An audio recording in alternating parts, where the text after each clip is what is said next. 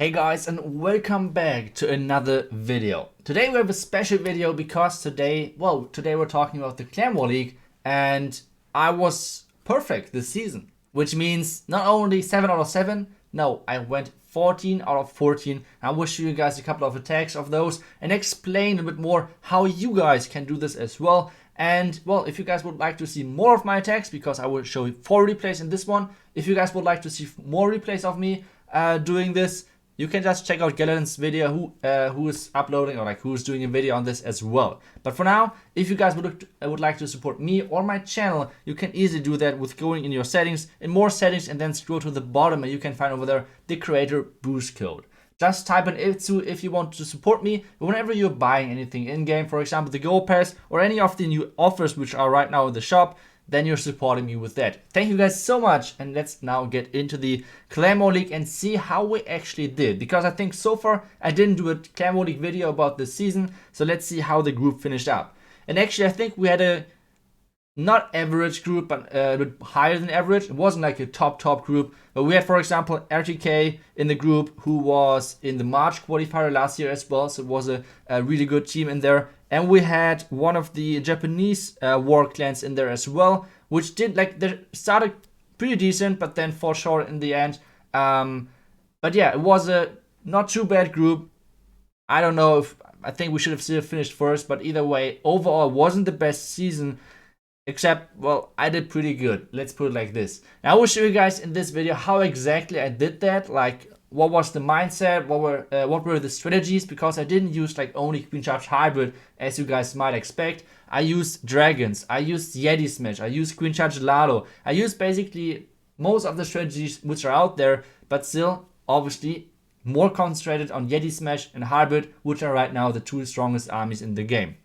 So what I think what we should do is let's get started with the first attack, because obviously we want to get a bit of gameplay in. So I have to double check which the numbers were. So the first one was a number 1, which is going to be the Queen Charge Hybrid, and then we're switching over to the Queen Charge Lalo next. So this is a base which is kind of popular as well in Legend League. So it was kind of funny them running the base, because I attacked it already like 100 times, I don't know. So what I normally do on this base is I'm dropping the Yeti Blimp always on the single Inferno Tower, or at the upper side. It kind of depends on the setup, if like anything is changed. And then starting a Queen Walk. One really important notice if you want to copy this attack against, like, I think the base is kind of common. So if you want to copy the attack, make sure that you're delaying your healers. Right now is the first time where it's damage on your queen. If you drop the healers earlier, the healers will switch to the Yetis or to the Yeti Mites, which will 100% cost you the raid. So delay the healers until the expo is locking on your queen, and then as soon as the air defense is going down, send in a second Coco-Loon, because the second Coco-Loon is nearly always soaking up a black mine. The next thing what you're going to do is dropping the poison and the enemy on the enemy CC, and then you're using 2 Hawk Riders to pull the enemy skeleton traps, because this Tesla farm is nearly always there. Like 9 out of 10 times, 99 times out of 100, I guess even more likely, the Tesla farm is going to be over there. And one thing which you want to do is just rage everything in. I think I misdropped my minus a little bit, because if you take a look what exactly is happening, it takes way too long for the tunnel to activate. And with this, normally you want to have the one ability to cover most of the damage, which in this case didn't really happen too well. The heal spell was okay, but now if you guys are wondering why do you bring Wall Breakers? I'm bringing Wall Breakers to make sure that my queen has still more access to the back end. I'm wall breaking as soon as like everything on the left side of the compartments are empty. Then I'm wall breaking and making sure that my queen has access to the back end. Meanwhile, our hybrid is clearing up the top, and you guys can see this attack went already really bad, which means it shows how strong this attack strategy is against this base. The air skeletons, or the ground skeletons, sorry, can't really do anything about my miners at the top. My queen is surviving against all of those archer towers, and this means this is going to be a 3-star, and the first 3-star for our video, where I want to show you guys a couple of different strategies. The next thing which we're going to take a look at, as I said, is going to be Queen Charge Lalo. And if you guys might wonder, iTzu, did you always call first, or like what was the idea behind that? I think it was kind of mixed. Like in the beginning, I was calling more like late, kind of late. So I was saying, okay, guys, take the base whichever you would like. I would take the later bases. If I obviously knew a base like this one, I caught it kind of early on, and would be kind of wasted if someone else would go at it with never doing the attack on it. But except that, I nearly always waited for the last base. For example, this one, even though it's number 14, this was, I think, one of the last 2 bases which were still up, and it's freaking annoying. So what did we do over here? I used Queen Charge Lalo, like I said, and I wanted to charge this Town Hall compartment, kinda. I know it's risky, especially in this format, because there can be so many traps, but I thought, okay, I would be kind of good prepared. That was my mindset going into this. And I used so many freaking loons to trigger as many traps as possible. And I thought, okay, everything would be alright. So the next thing I would try to do is I try to make sure that there's not too much damage on my queen, because there's so many ground exposed. There's a single Inferno Tower, which means there is going to be a lot of damage on my queen at some point. So what I decided, okay, let's bring the king and the royal champion over there to support kind of my queen. The ground skeletons are coming up, rage over there. And now the next thing with the royal champion, I thought, okay, the royal champ and the king are both needed because the scatter shot will shoot at my king, which was not the case, or like later on. And now this freaking tornado trap is messing me up, because this tornado trap is rotating my queen on the right side, which means I found it on the left. Like, that was the plan. I wanted my queen to go to the top and then inside. That was the plan from the beginning. But with this, this didn't work as planned. But that's another thing which you have to do if something is going not as you would have liked it to go. And that's how you react, basically. That's super important, especially in the Clan War League, in Legend League as well, in other formats as well. But yeah, so what I thought, okay, let's go with the queen charge to the bottom, I guess, and then somehow add the lalo. One thing which I didn't notice at that point, that you can reach actually the Inferno Tower from the outside, which was well, kind of interesting. But either way, I used the Slammer to make sure that my queen is going inside into the base, and she has more access to basically everything, which was in the end really good, because now she has access to the eagle, which is nice to take that out. Otherwise, my loons would have taken for ages to get over there. Now, obviously, all of the loons are coming in. The loon pathing is decent, but the big issue I have is I don't have any tanks. My Lava Hound went to the air defense, which I was supposedly, like, I wanted to take that out with my queen charge. So this one hound was basically swagged, and this cost me nearly the attack, because all of my loons are now dying because all of the traps can hit them. Like, my second hound would have triggered all of the traps, which would have been perfect, kinda. But well, now with the loons being alive, I still got it. The queen is reaching the scatter shot, and this means even though the attack was a mess, I somehow still saved this, and this means we're still going strong, still on the way for the perfect season on 2 accounts. And so far it's great. So let's check out the next attack which I did, and the next one is going to be, I think, Yeti Smash. Like I said, I have a huge mix of strategies. If you want to see the dragon attack, Galadon would show that one, which I did as well. Now let's check on my lists. Yep, in war number 6 on number 12. So this was the Japanese clan which we faced, which are in one of the Japanese leagues, I think, as well. So they're pretty good bases, and this is one of the attacks I want to show you guys, because I see this base kind of frequently. I think I saw this in one of the Noobs Champion 1 clans as well. So I guess most of you guys, or maybe a couple of you guys, saw this base already. So I want to show you guys like a strategy how you can triple this.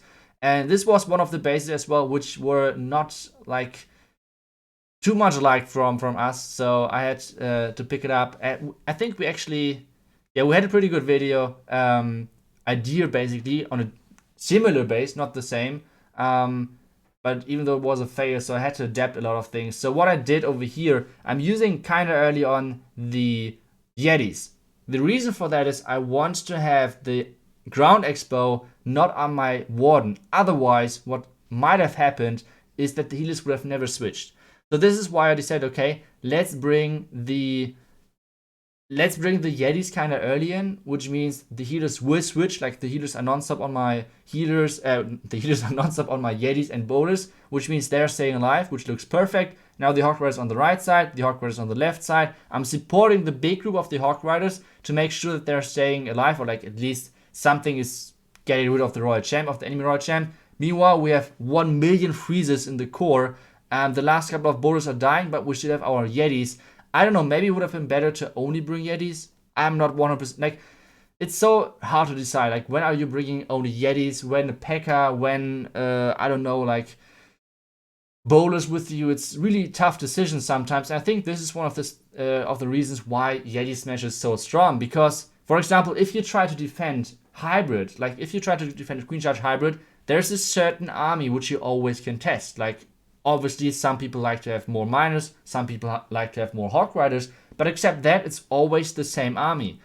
But with Yeti Smash, you have, like, with P.E.K.K.A., with only Yetis, with Yetis and bowlers, you have so many different army compositions, even though everything is Yeti Smash, which makes it really hard to test and base against Yeti Smash. So this is another reason why this strategy is so strong. And I mean, you could bring Earthquakes, you could bring Double Jump, you could bring Wall Breakers, you could bring everything. And this, it's just annoying, and, well, abuse it as long as it lasts, even though I think it won't be nerfed because Supercell apparently likes their spammy armories. So either way, let's get to the last attack, which is going to be a Queen Charge hybrid again. And I have to admit, in the last war, I was like, okay, I know this base number 5, and I know, I don't know any other bases, but this number 13 is kind of low, like with the expos and everything. I would just go for this base, because then I might go for the perfect season. I have to say it, the first couple of, like the first days, like the first 6 days, I went mainly for like mid tier picks, or like even the last bases which are up. But in the last war, I have to say, I went for the base which I knew, and I went for the base which is kind of low, like this one. So I try harder for in the end to get like the perfect season. So what I did over here is I just stayed in my comfort zone, which is right now Queen Charge hybrid, because I'm pushing with this army as well. I switched one Hawk Rider with a Giant, because I thought I could tank the Scatter Shot on the left side a little bit better with a Giant. But except that, that's exactly the army which I'm using for trophy pushing. And I thought, like, okay, that would be a good choice to go for. I'm wall breaking in to get the expos, to get the Inferno Tower, the enemy queen and stuff like that. And then I was kind of hoping for my queen to go for the Town Hall. So it was kind of 50-50 if she's going for the Town Hall, or if she's going for outside buildings, kind of like through the wrong wall, because she can't reach anything after she's taking out the queen altar. So she's going for the queen building, whatever, and now she's going for the wrong wall, which means I have to send in the blimp to get the Town Hall. So it was like, if I get the Town Hall with my queen, I will switch to the siege barracks. If I not get the queen, I would just stay with the blimp and take out the Town Hall with my blimp, and take maybe out the eagle as well. That was kind of the idea. But now I did a huge mistake. I did too many things at the same time. I see now, okay, there's the freaking tornado trap popping up. I'm like panicking the rage, which you can see as well. It's not even, like, the Yetis aren't even raged in the beginning. Still, they're taking out the Town Hall, which is nice, but they didn't got the eagle. And now I'm using way too late my king ability and everything, so it's kind of a mess in the beginning. Queen is now finally going for the right wall. Thank you so much. Could have done that earlier. But yeah, now the hybrid is going in. The enemy king is approaching my hybrid, so I'm deciding to use the warden ability. And I have this one heroic wizard on the outside, which is already starting with the cleanup, because you can see it. We are 50% ahead and only 50 seconds left, which means this attack is going to be close on time. Using the heal spell on the bomb tower. And I thought at this point, okay, where do I use the freeze? And I decided, okay, let's use it for the queen, because otherwise, if she's dying, it might be even more likely going to be a time fill. Meanwhile, the Royal Champion is doing a great job at the bottom, taking out all of the defenses, so my wizards are staying alive. I have 3 more wall breakers. I have no clue where to place them, because there's no good spot at the moment, I feel like. So Royal Champion is still doing his thing. And now I'm using the Royal Champion ability as soon as the Wizard Tower is going down, because this means all of the defenses are down and the Royal Champion is staying around this area. Meanwhile, we have the miners clearing up this part of the base. And this means this is going to be another 3-star, and for me, the perfect double season kinda. And yeah, great achievement. I think there are a couple of other players as well who did that, but either way, it's a really big achievement in my opinion. So yeah, nice season for me, even though, well, it wasn't enough for our group overall. I hope next season we will have a nicer group again. And, well, I hope you guys liked this video. I hope you guys are motivated now to try new stuff out, because, like I said, this was the story of the season for me. doing other things than just hybrid, because hybrid is strong, yes, but sometimes a base is not that good again for hybrid. So you sometimes have to use different strategies.